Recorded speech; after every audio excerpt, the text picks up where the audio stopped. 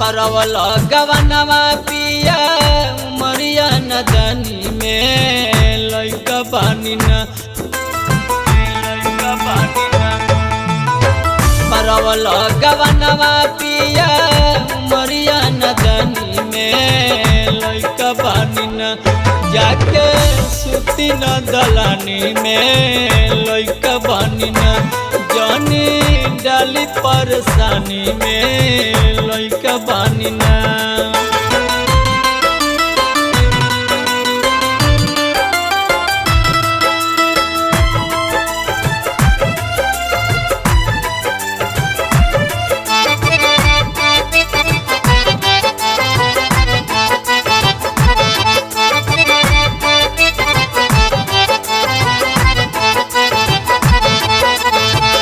पातर कमरिया धके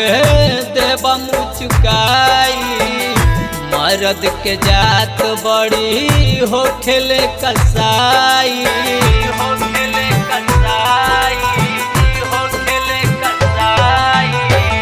पातर कमरिया धके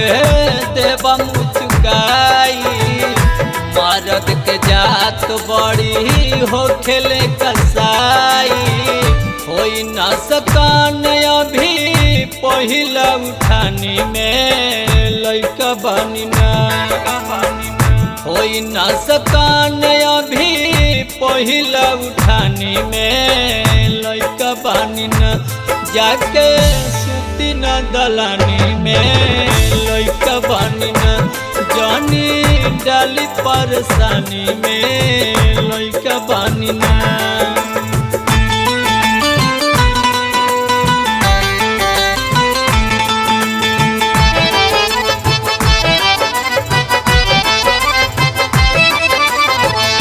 मलमल बदनिया पिया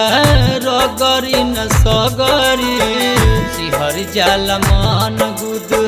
गुदी होला भीतरी सिहर जाला मन गुदी होला भीतरी मलमल बदनिया पिया रगरी न सगरी सिहर जाला मन गुद गुदी होला भीतरी बालिका न बाली टूटी जाई छेड़खानी में लइका बानी ना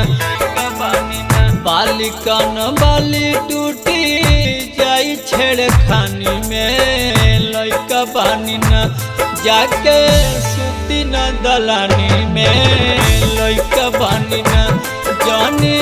डाली परेशानी में लइका बानी ना।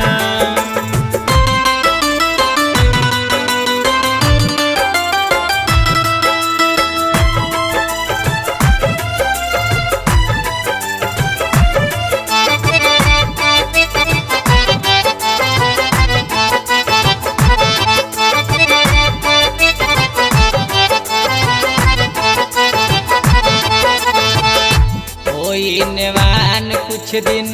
करी बरदास जी रौरे हधान पिया प्रेमी प्रकाश जी रौरे हधान पिया प्रेमी प्रकाश जी होई नेवान कुछ दिन करी बरदास जी रौरे हधान पिया प्रेमी प्रकाश जी डुबकी लगाई जानी पोखरी के पानी में लइका बानी ना डुबकी लगाई जानी पोखरी के पानी में लइका बानी ना जाके सुती न दलानी में लइका बानी ना जानी डाली परेशानी में लइका बानी ना।